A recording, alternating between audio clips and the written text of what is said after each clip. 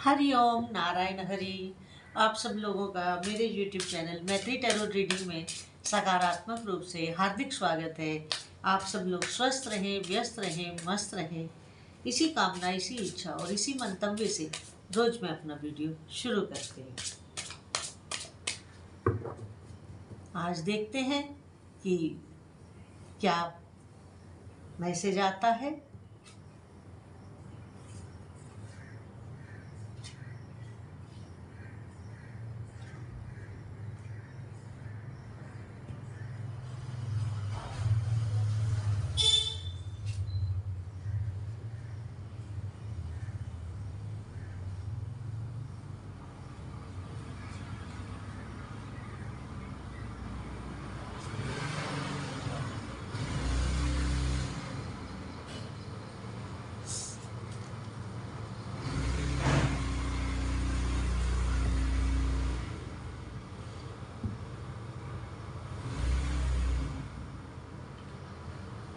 Cards मेरे सामने आ गए हैं।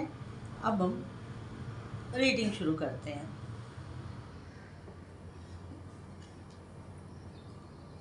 पहला कार्ड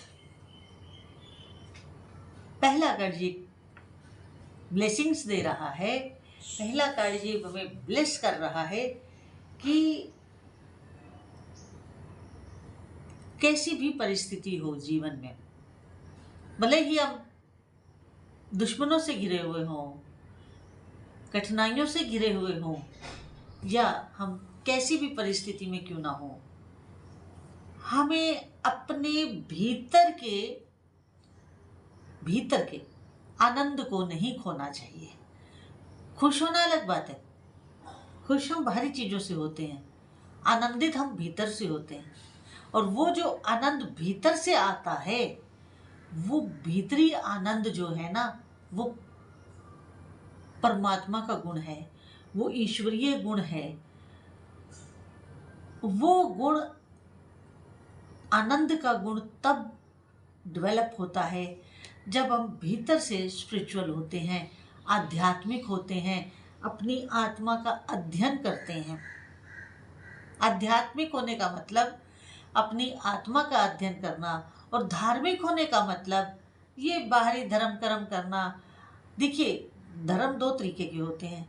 एक तो हम जिस धर्म में पैदा हुए हैं, दूसरा धर्म वो होता है जो हमारे जीवन में हमारी जिम्मेवारियां हैं, जो रिस्पॉन्सिबिलिटीज हैं, वो भी हमारा धर्म है। बाहरी धर्म दो तरह के हैं और आंतरिक तो आध्यात्मिक ही है, अपनी आत्मा का अध्ययन।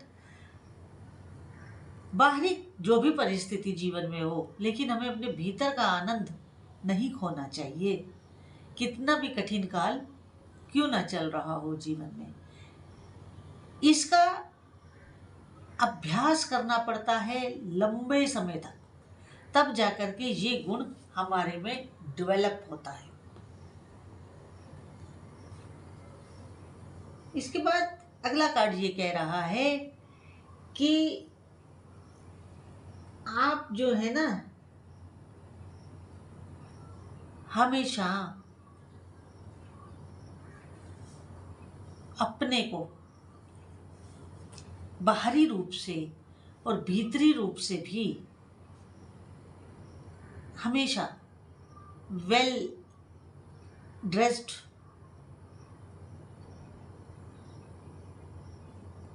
सेंट वेंट लगा के, आनंद के साथ, खुशी के साथ रहें। वो चाहे बाहरी जीवन में हो, वो चाहे भीतरी जीवन में हो। भीतर का सेंट क्या है? आनंद। वो पहला एनर्जी बता चुका है, पहले कार्ड की एनर्जी बता चुकी है। और वैनिटी, अपने को खूब अच्छे से रखो, प्रसन्नता से रखो, और बाहरी एंजॉय भी करो, किसी की बात का बुरा ना मानो। जब तक हम किसी चीज को लेते नहीं हैं अपने में, तो वो हमारे पास आती नहीं है। अगर कोई कुछ कह रहा है और हम उसको लेकर के परेशान हो रहे हैं, तो इट मीन्स जो वो व्यक्ति कह रहा है, हम उसकी बात को ले करके परेशान हो रहे हैं, यानी कि हम अपने रिमोट उसके हाथ में दे दिए हैं। इसलिए जब भी आप किसी भी प्रकार के व्यवहार में हो, बाह्य जगत में हो, तो अपने को हमेशा एक वेल ड्रेस्ड, भीतर से भी बाहर से भी। भीतर का ड्रेसिंग जो है वो ये है कि किसी की कोई बात हमें आहत ना कर सके, भीतर की ड्रेसिंग हमारी वो है। और बाहर की ड्रेसिंग तो हमारी दुनिया देखती है, हम कैसे रहते हैं, कैसे करते हैं, क्या होता है क्या नहीं होता। तो इसलिए भीतर की ऐसा लेप लगा के चलें, ऐसी ड्रेसिंग करके चलें कि बाहर की कोई चीज़ भी, कोई वचन भी, कोई व्यवहार भी, वचन मतलब किसी का कहा हुआ कोई शब्द, कोई किसी का किया हुआ व्यवहार, वो हमें अंदर से आहत ना कर सके, अंदर से घायल ना कर सके। पहले से ही ऐसा लेप लगा के चलें, ऐसी ड्रेसिंग करके चलें, क्योंकि अंदर या तो दुख रहेगा या आनंद रहेगा। और जो व्यक्ति परमात्मा के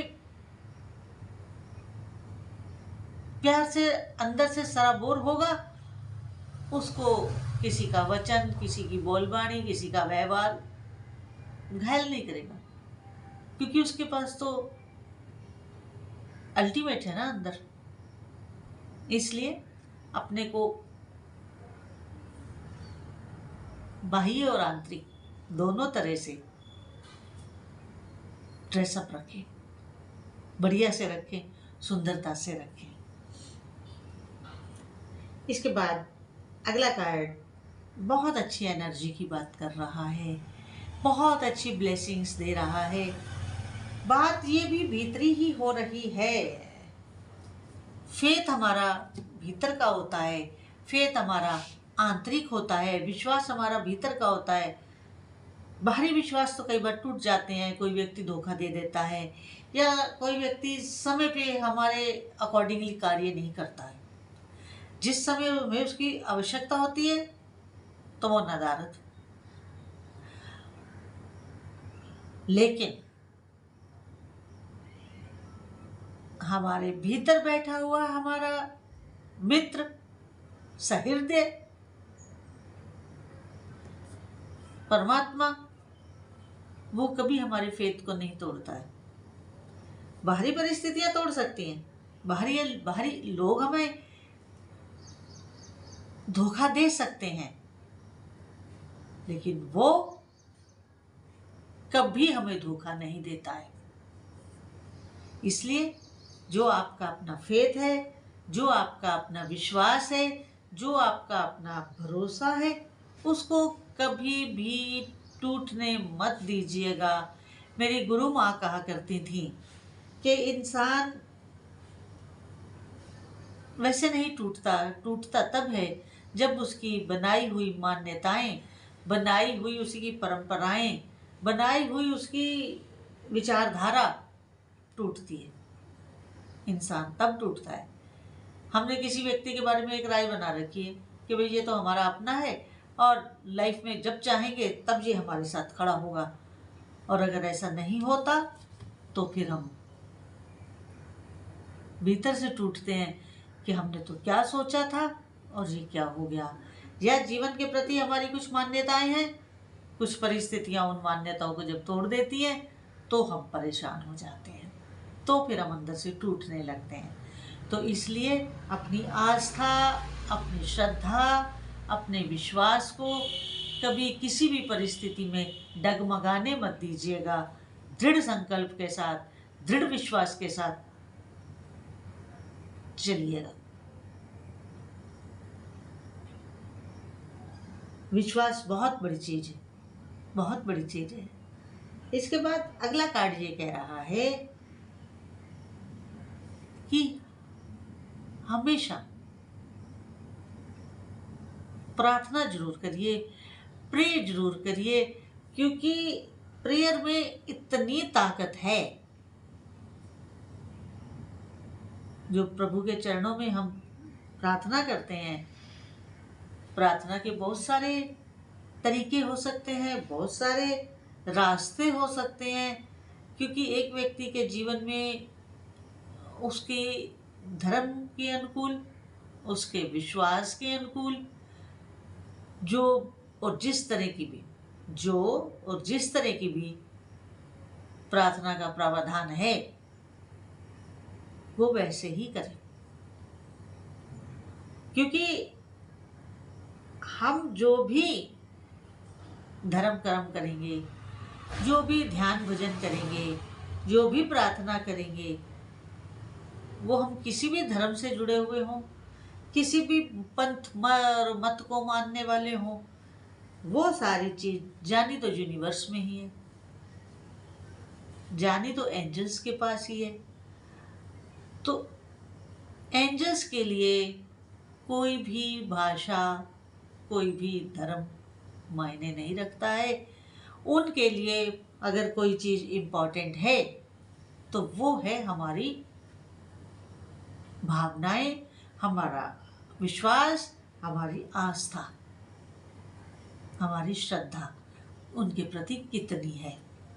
तो इसलिए प्रार्थना जरूर करें। प्रार्थना में बहुत बल है।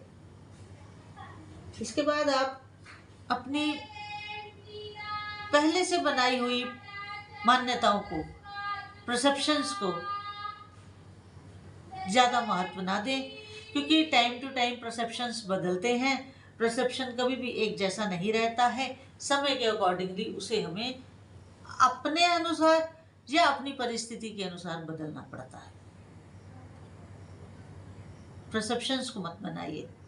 पूर्वाग्रह ग्रसित होकर के जीवन नहीं जिया जाता है। इसके पश्चात अगला कार्ड ये बता रहा है कि आप जब अंदर से प्रसन्न रहेंगे, अंदर से एक बड़े उससे जीवन जीना चाहेंगे, तो आपको जो प्राप्ति होगी, जो उपलब्धि होगी, वो सफलता की भी हो सकती है, वो आपकी भीतर आनंद की भी हो सकती है, और वो आपके बिगड़े हुए काम बनने की भी हो सकती है। किसी भी तरह की जो भी परिस्थिति हो, पर्सनल, प्रोफेशनल, सोशल, किसी भी तरह की हो, उसमें जो आपको सक्सेस मिलेगा या उसमें जो आपको प्रसन्नता मिलेगी वो अबंडेंस के साथ मिलेगी, अबंडेंस के साथ मिलेगी, बहुत ह्यूज स्केल पर मिलेगी। अपनी बाहरी लाइफ, भौतिकता वाली लाइफ, मैटेरियलिस्टिक लाइफ, और अपनी भीतरी लाइफ जो हमारा अध्यात्म है, हमारा ध्यान है, भजन है, मैनिफेस्टेशन है, अफर्मेशंस है, जो भी आप करते होंगे, उन दोनों में संतुलन बनाएं, बैलेंस बनाएं। कोई भी पलड़ा ज़्यादा भारी या हल्का ना रखें, बैलेंस्ड होकर के लाइफ को लीड करें। और जब और जहाँ बदलाव की आवश्यकता हो, जब और जहाँ बदलाव की आवश्यकता हो, वहाँ रिन्यूअल भी दीजिए, रिन्यूअल भी कीजिए, क्योंकि समय समय पर बदलाव भी ज़रूरी होते हैं। तभी हमारी ज़िंदगी वर्तमान के साथ बैलेंस बना के चलती है, संतुलन बना के चलती है। तो आप अगर पर्सनल रीडिंग करवाना चाहते हैं तो आप करवाएं, और मैं पर्सनल रीडिंग्स करती हूँ, लेकिन वो पर्सनल रीडिंग पेड है, उनका आपको पेमेंट करना होगा। और अगर आज का वीडियो आपको जितना रिजोनेट करे उतना लीजिएगा, जो ना करे उसे छोड़ दीजिएगा। और मेरे YouTube चैनल मैत्री टैरो रीडिंग को अधिक से अधिक सब्सक्राइब करें, लाइक करें, शेयर करें, बेल आइकन जरूर क्लिक कर दें ताकि वीडियो अपलोड होते ही उसका नोटिफिकेशन आपको मिल जाए। हरिओम नारायण हरि।